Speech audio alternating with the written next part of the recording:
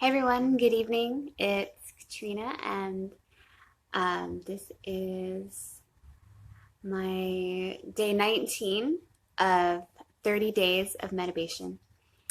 So, for those of you tuning in for the first time, I'm doing a 30-day practice of um, solo tantric meditation. So, medibation is meditation plus masturbation. So it's a personal, um, sacred sexuality, mindful self love practice. And I've been doing one session a day and then sharing my experiences and my observations on Facebook Live and on YouTube. So it's day 19, continuing the work and focus on pelvic floor health and wellness. It's having. I mean, pelvic floor health is important in general because it's a part of our well-being. It also directly affects your sex life and your ability to experience pleasure. And if you're wanting to have a sacred sexuality practice, um, having not only a strong and healthy pelvic floor, but also a strong and healthy connection, mind-body connection with your body and with your pelvic floor and the structures of your pelvis. It's all really important. So today I wanted to talk about something I've been wanting to talk about it for a while and I just hadn't yet. And I'll probably do further videos on this topic specifically, and I'm working on a workshop around this as well. If you've ever had someone give you a massage and when they pushed into like a tight spot in your neck or in your shoulder, somewhere, this like a hard spot in the muscle, and then you felt it in a different part of your body. If you've ever had that experience, it's called a trigger point.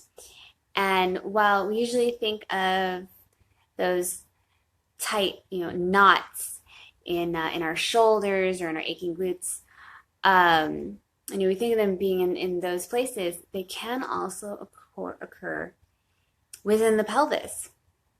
So if you've experienced pain during sex, if you've experienced tension during sex or while using the bathroom, if you get constipated a lot or experience urinary incontinence or really bad menstrual cramps, even low back aches and headaches can be caused by these internal inter-pelvic trigger points.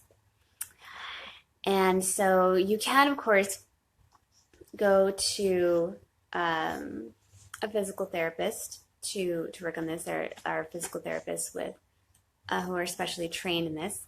Excuse me, hydration. It's dry in Arizona. Throat's getting dry.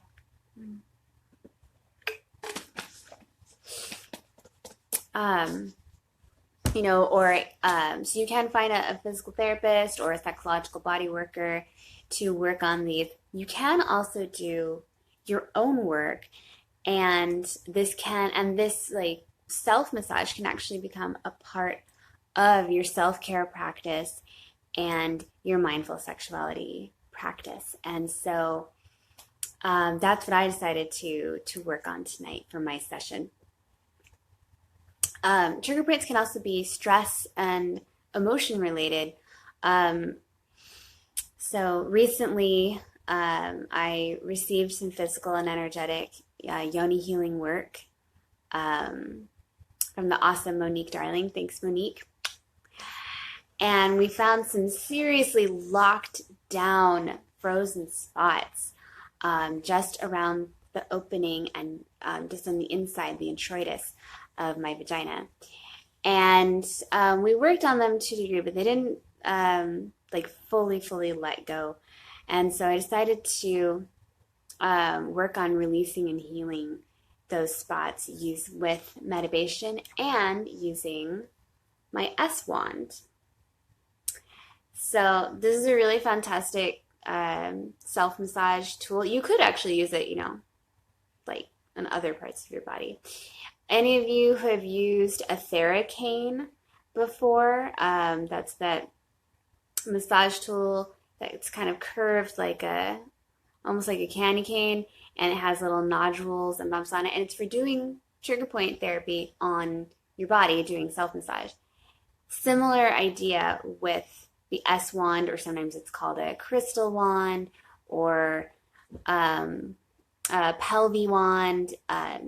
There's different designs, but it's all kind of the similar basic concept. Or you could also use a toy that's specific for G-spot play as well, because the main key with it is this curve and the ball end or curved end, so that as you use it, you can, because it's hard to do pelvic massage on yourself. You know, your fingers can only reach so far, and I have pretty long fingers, but your fingers can only reach so far. Angles get a little uncomfortable. So by using the wand, you can use it to really get to those different spots internally. And so the ball really focuses the pressure on where you need it to be. So, so I decided to use Medibation and my S wand for my practice tonight, for my self-healing Medibation practice. So I put on some calming music, lit some candles, and I kind of made a nice nest for myself. I propped myself on in a comfortable kind of lounging position, pillows, and also pillows on either side of me so that I could let my legs fall open and have my knees be supported by the cushion, so that I'm not using my muscles and tensing my inner thighs and my pelvic floor, holding my legs in any particular position.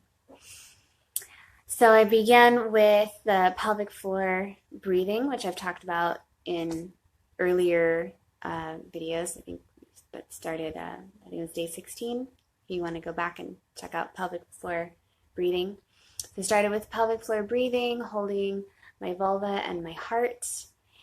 And then when I felt ready and I really sunk into my body with a clear mind and open heart, I began to go into vulva massage. So using my fingers and my thumbs to massage the tissues of my mons, my outer labia, my inner labia, and just really letting my body kind of open itself to touch and to my intention of healing and of exploring and seeing what was going on there. So then when I was ready to use the S wand, I inserted it very carefully and very slowly, so that I could be very aware, fully aware of any tension, any even minor pain, or just any way that my body might try to communicate with me as I inserted. And then it's just a question of, working the ball kind of almost around the clock in a way. Working the ball end and just moving until I felt some kind of resistance, or if I felt something come up, like some emotion come up, or just kind of like, oh, this spot is different. What's happening here? And I found it. There it was, right there between like 3 and 4 o'clock. This frozen, locked up spot that was referring pain to my lower glutes and my hamstring, which is on the left side where I had my hamstring tear. So it was most likely connected to my injury. Right on, it was referring the pain right to where the tear had happened. So I held the ball on that spot, just making kind of small circles and really breathing into it. And it felt hot, and not hot, but hot. I felt heat coming from that spot. I also felt a lot of sadness and a lot of anger there. A lot of it welled up for me in my chest, but I also just felt it right there, like in my hip, in that spot in the pelvic floor. And I'm not sure how long I was actually on it for. It felt like a while. It felt like I was working it for quite a while. And it's important when you're doing this work to not really, to just kind of, be okay with maybe only being in that one spot for a while, and, not judging it, going like, why isn't it letting go yet? Or like, oh, what is this about? Or, trying to necessarily name it or force it or anything, but just being with it and holding the space to let your body do the work that it needs to do. And eventually, I felt it almost like a yawn in this part of my pelvic floor, just open and let go, and the heat just dissipated, and there was just this sense of just relief in my pelvic floor, relief in that spot in my hip. Some of you know that I was an LMT. I was a licensed massage therapist for 5 years before I decided to devote fully to performance and sex education. And there's a saying in the industry that your issues are in your tissues, and you'd be amazed by how true that statement really is.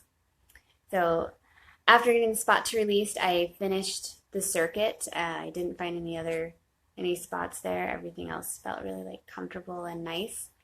So then I just focused on, I allowed my mind to quiet with the knowledge that my body was taking care of itself and sending new blood and oxygen to this area that required healing, and allowed myself to sit in this space of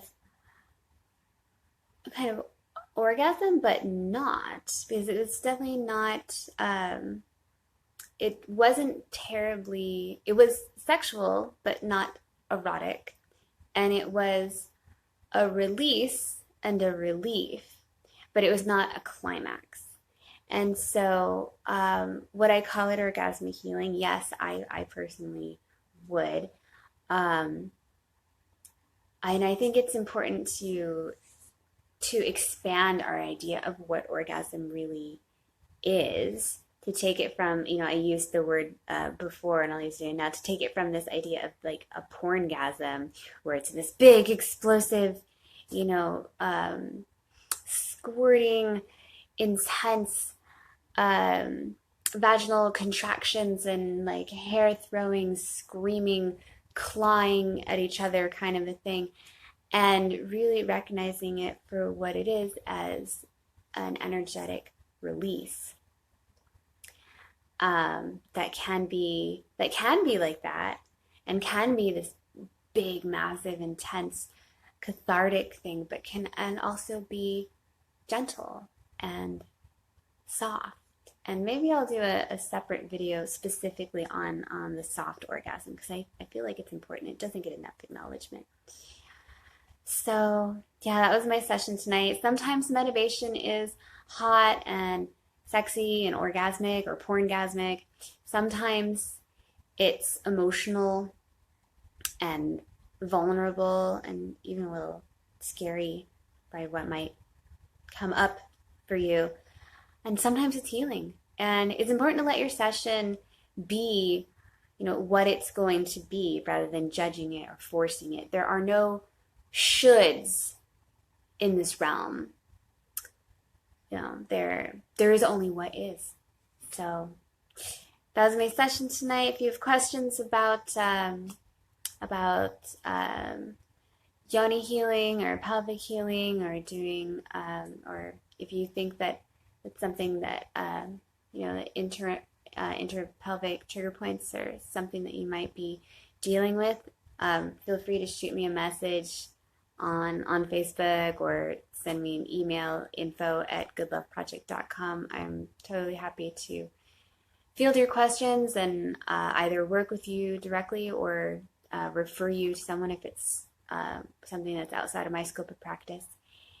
And thank you for tuning in and for sharing this journey with me. If you're curious about starting your own solo tantric journey, I am going to be launching a 30-day Medibation challenge in a couple weeks.